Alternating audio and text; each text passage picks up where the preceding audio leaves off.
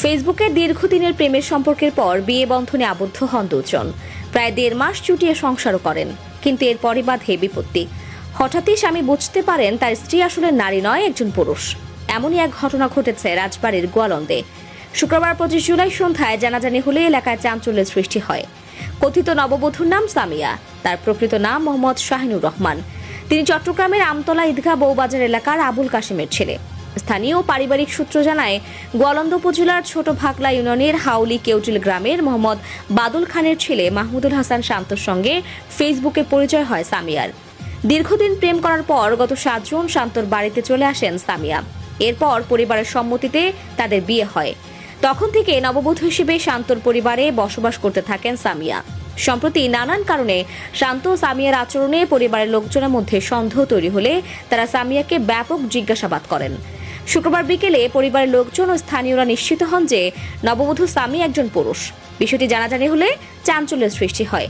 এ বিষয়ে মাহমুদুল হাসান শান্ত বলেন, বিয়ের পর থেকে তার আচরণ রহস্যজনক ছিল।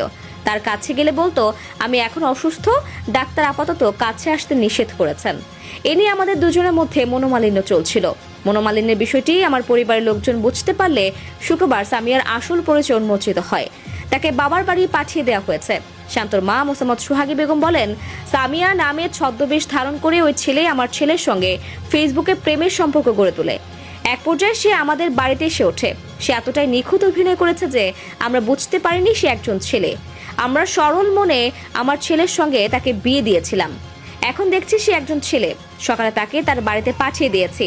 মোহাম্মদ শাহিনুর রহমান ওরফে সামিয়া মোবাইলে বলেন, শান্তর সঙ্গে যা করেছি সেটা অন্যায় হয়েছে। এটা করা আমার ঠিক হয়নি। তবে আমার হরমোন জাতীয় শারীরিক সমস্যা রয়েছে, তাই নিজেকে মেয়ে ভাবতে ভালো লাগে।